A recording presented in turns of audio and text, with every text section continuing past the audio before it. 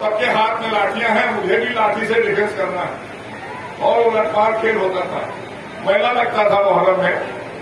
तो ये पुरानी बात है। तो 16-17 लोगों को उन्होंने थका दिया और थकाने के बाद हरा दिया और वो वहां जीते थे। और हमारे यहाँ बोला जाता है जब अखाड़े में लोग कूदते हैं तो कहते हैं जय बजरंगबली। तो हमारे यहाँ मुस्लिम्स में कहते हैं या अली। ये बहुत बड़ी परंपरा है हमारे पूरे देश के अंदर। बड़े बड़े पहलवान भी या अली जी कहते हैं और बजरंगबली जी कहते हैं।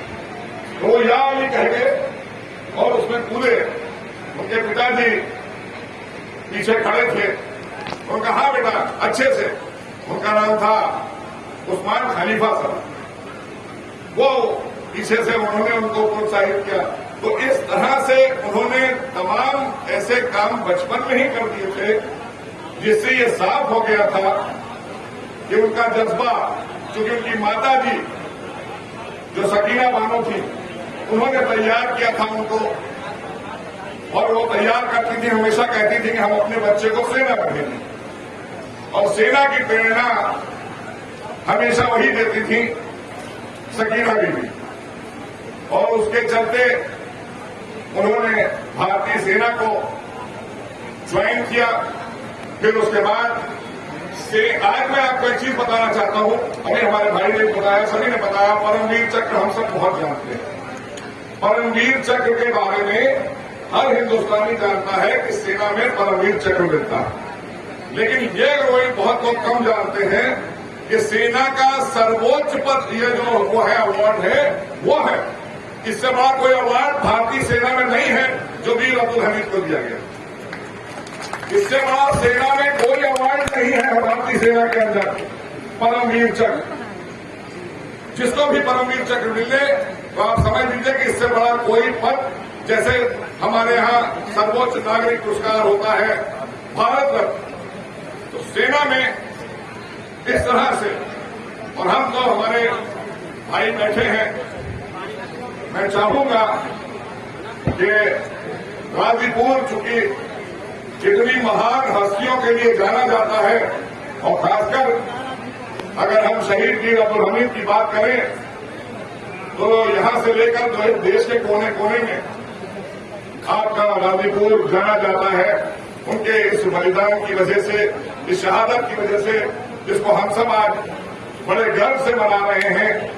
और हमें एक बात का और गर्व है कि आपकी शहादत के बाद पंजाब में भी एक बहुत बड़ा मकबरा आपका बना।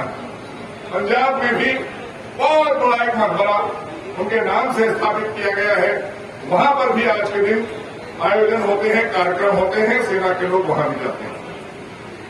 तो ऐसे अवसर पर, क्योंकि मैं चाहूंगा, यहां नौजवान मुझे बहुत दिख रहे हैं और नौजवान यही हमारे देश का आने वाला कल। और हमें लगता है, जिस तरह से भैया बता रहे थे कि हमारे देश में सबसे ज्यादा सेना में जाने के लिए जो प्रेरित हुए हैं बच्चे, जिनको प्रेरणा मिली है, वो गाजीपुर के बच्चे हैं, गाजीपुर जनपद के आसपास के बच्चे हैं जो सेना में जाने के लिए तैयारी करते रहते हैं। तो हम सभी को बधाई देंगे और आपके जज्बे को हम नमन और सलाम करते हैं कि कम से कम जिस तरह से कहा जाता है कि उस समय के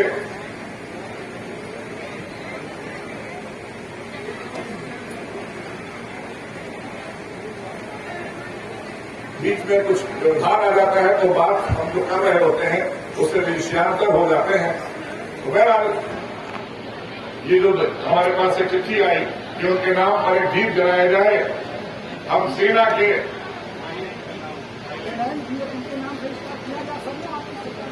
अच्छा,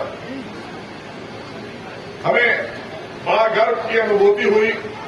वैसे तो मैं पहले आता रहता था, लेकिन जब इस कार्यक्रम में हमको न्योता मिला और उनके परिजन हमारे पास परिवार आए और उन्होंने हमसे आग्रह किया लखनऊ में, तो मैंने सारे कार्यक्रम छोड़े। जबकि आज हमारे प्रथम मुख्यमंत्री जो रहे उत्तर प्रदेश के, उनकी भी आज जयंती है, लेकिन हमने कहा माननीय मुख्यमंत्री जी के इस कार्यक्रम में आप सब और विधायक चले जाइए, लेकिन ये कार्यक्रम में मैं जरूर जाऊंगा क्योंकि ये हमारे देश का गौरव है।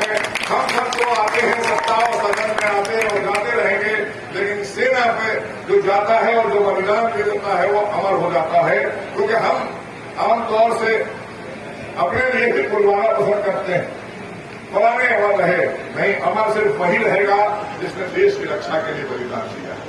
बाकी तो हम आए हैं और जाएंगे ही दुनिया से।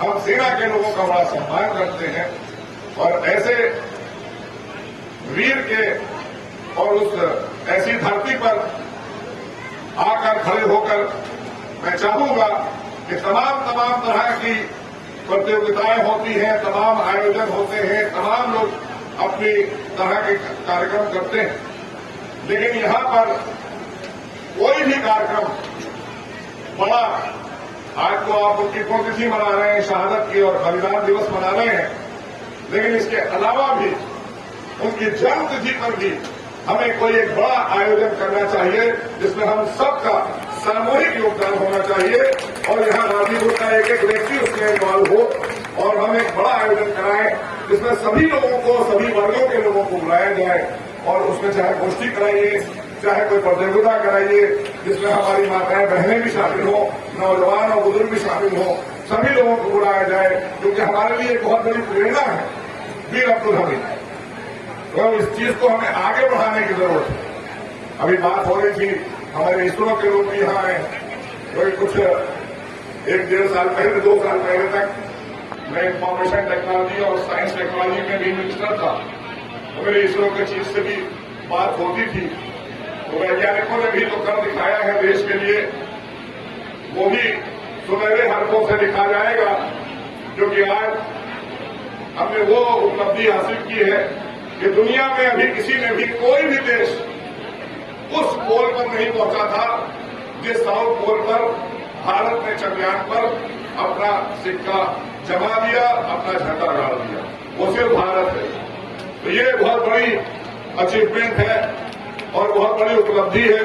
अभी सूर्ययान का भी हम लोग परीक्षण करा रहे हैं, चक्कर लग रहा है, L1 गया हुआ है, तो आगे और भी तरक्की करेगा देश। तो हमें ये पूरी यकीन और उम्मीद है कि जिस दिशा में आज हमारा देश चल रहा है और जिस तरह से लगातार देश के प्रधानमंत्री आदरणीय मोदी जी देश को आगे बढ़ाने के लिए लगातार काम कर रहे हैं और हम सब लोग देख रहे हैं कि किस तरह का समर्पण, चाहे सेना हो, चाहे शिक्षा हो, चाहे विकास हो, सभी क्षेत्र में G20 की अध्यक्षता हो रही है। आज देश में हमारे दुनिया भर के अलग अलग प्राइम मिनिस्टर्स, राष्ट्रपति सभी आए हुए हैं और वहां पर भी हम अगर उनको सुरक्षित रख पा रहे हैं तो इसी सेना के दम पर सुरक्षित रख पा रहे हैं। यही सेना सुरक्षा कर रही है विदेशों से आए हुए सारे राष्ट्रपतियों का और सारे प्रधानमंत्रियों का। तो आप सबको हम दिल की गहराई से बधाई देंगे और खासकर उनके परिजनों का आभार करेंगे कि जिन्होंने मुझे इस अवसर पर बुलाकर कुछ बातें रखने का मौका दिया। यही उनके लिए हमारी एक अच्छी श्रद्धांजलि होगी, एक अच्छी कहना चाहिए जो हमें करना है। वो बात मैं बता चुका हूं कि वो आगे हमें और क्या योजनाएं बनानी है उनको लेकर, यहां पर कोई स्कीम बनना चाहिए और उस नाम से उनके गांव रिपोर्ट के अंदर वो स्कीम चालू होना चाहिए।